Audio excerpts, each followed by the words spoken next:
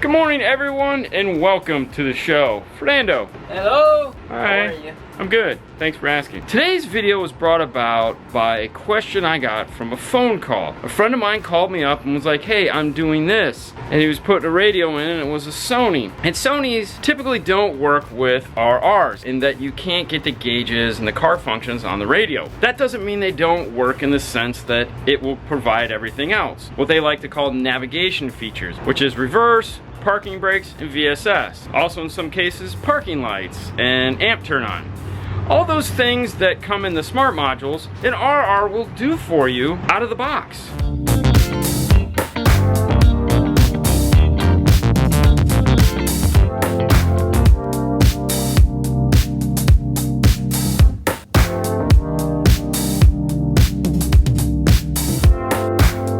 So naturally, when I get a question like that, I immediately think, man, it'd be really cool if I could shoot a video on that. Unfortunately, sometimes it takes a little bit because I have to wait for that opportunity to arise in order to do it. And today, just so happens to be that day. What we're working on is a Jeep. One of these. Big surprise, I know. The customer's trading in the Jeep and he wants to put it back to factory. Unfortunately, he lost his factory radio. So we're not gonna be able to put the factory radio on, plug it in, and call it a day. What Paul sold him is just a entry-level CD player. So he's taking out a cool video screen and just gonna put in a basic AM/FM radio with CD like it would come with from the factory. It's got Bluetooth, steering wheel control, stuff like that. But it had an RR installed in it. What to do? He has this Pioneer 8400. We're just gonna put in this simple FHS 500 BT basic radio. Here's the RR. For those of you that aren't familiar with a Maestro RR is, it is the smart harness used to integrate your factory electrical system with your aftermarket radio. It does a couple unique things. One of them is if your car has air conditioning that's controlled to the radio, it retains that. And in some cases, you have other features built in like tow packaging, how to control the door locks, and other features that are just in the factory radio. It will bring those back into your aftermarket radio and allow you to use them. However, in this case, this Jeep doesn't have any of those features at all. It just needs a smart harness in order to provide accessory,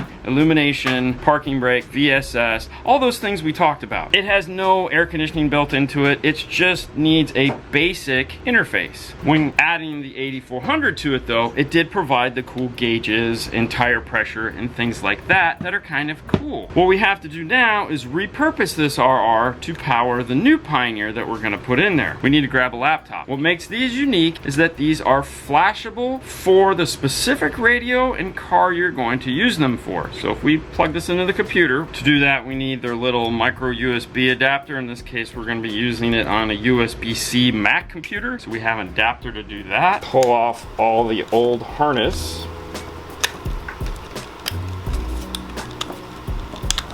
On the side of the unit here is the USB input.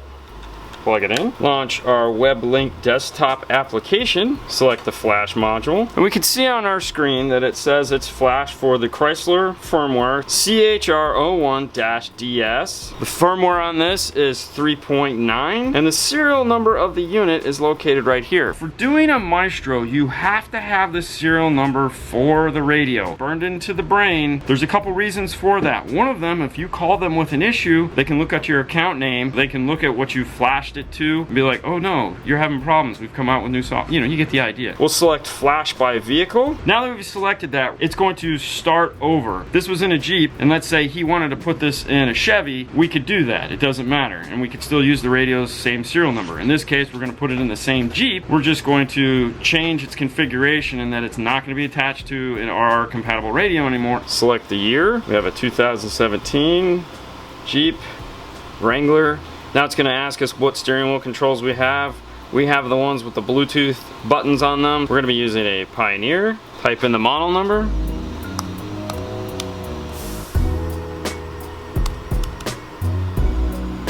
We'll select the firmware. It has the CH1 harness. That's this guy all taped up for the other Pioneer. On this page, as you can see, it says factory amplifier. No, we don't have that. Radar detector, advanced camera feature. All these are not selectable because it knows there is no screen. In this case, the only two things that we could retain are the factory amplifier and the steering wheel controls. On this page, we can program in the steering wheel controls if we want to do anything different other than what the factory would have configured. Here is an overview. If you notice, this one didn't ask for the serial number. The reason it didn't is because we're not doing a data-to-data connection. In order to allow that data-to-data connection to happen, making sure that the serial number matches is part of the protocol. Because there is no connection like that through there, it can't validate that, therefore it doesn't require the serial number. Select flash. Now it's going to take the time to flash the module. Launch your installation guide. Scroll down to where it says Jeep Wrangler. Once there, it says retain steering wheel controls and more. Scroll down to the diagram for wiring. On the basic diagram for wiring, you can see you do not need the data harness and the auxiliary harness. That's these two cables here. The data harness is what's used to connect the brain to the aftermarket radio and move all that information between the two. And this harness, the aux harness, is used for like backup sensors or the aux jack, as it were. What we are going to need is the steering wheel control adapter. Now when you install the RR using the data connection, the steering wheel controls are done through the data connection. Now we're using it as a standalone module. We're going to wire in the steering wheel controls the normal way. On the side of the brain there's a blue port here, matches this blue cable. We plug it in and now we'll have steering wheel control capability if the radio has the port for it on the back of the radio. As far as the wiring goes, it shows us here which wires to connect. White is for driver's front, gray is for passenger front, green is for driver's rear, purple is for passenger rear, solid is positive, stripes are negative. You have your orange white, which is illumination, your red, which is accessory, yellow constant 12 volts, black ground, blue white would be an amplifier turn on, blue would be an amplified antenna turn on. Other than that, there's really no other wires we have to hook up because it's just a basic stereo. Now what we need to do is get this harness apart, solder in our new Pioneer harness because they are different. This one was a navigation radio that had features that we talked about, and this new harness doesn't have those. So we'll remove the tape off of this, unsolder our connection, and solder in a new set. We can also disconnect the brain now because we're done flashing the module. When I tape up my smart harnesses, what I like to do is treat them as two separate pieces, the smart harness side and the aftermarket radio side. We use two different tapes when taping these up. This is all exterior tested tape, which is really rugged and isn't as susceptible to heat. This connection here where we solder them, we use the fleece interior tape, and the reason why we do that in this small portion is so that for instances like this where we may have to get back into these connections, it's really easy to do as opposed to this side, which is not. That also means I don't have to open up any of this in order to replace the harness. I could simply come in, cut this head off, and I'm done with this connector. There are going to be a couple wires that aren't going to get used, like the reverse. I'll just cap those off. With this particular install, he had an outboard factory amp. All of these speaker wires are on a separate harness, so they're taped up independent of this area here.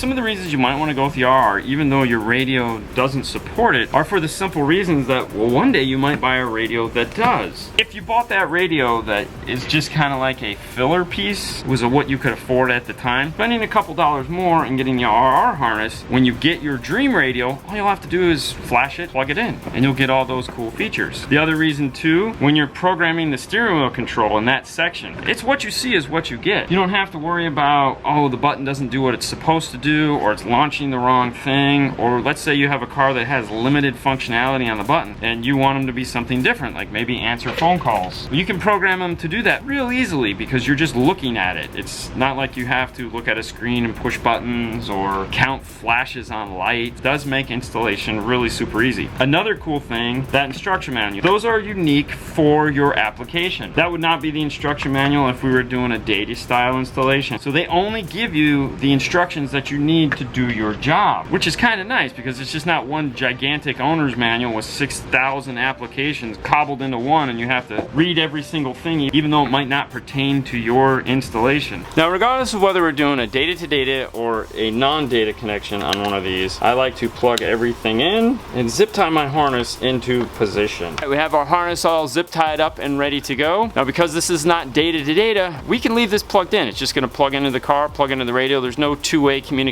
between the two that we have to worry about. And what I'm talking about there is when you go to plug this in a data-to-data application, you plug this into the car, you plug it into the radio, you plug this in last so that it can sync up with all. You don't have to do that. The harness is all set.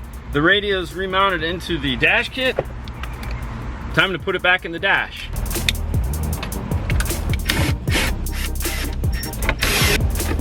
Turn it on to make sure it works.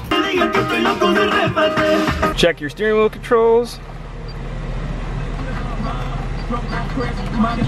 We have sound, all is well. Let's finish getting the dash back on. There you have it, using a Maestro RR as a standalone module to put your radio in the dash. Simple, easy, fun to program. You excited about that? So excited. I know, right? Yeah. Well, thanks for helping. Oh, you know, always. Always. End the show for me, please. Alright guys, on to the next one. See you later. Bye. Bye.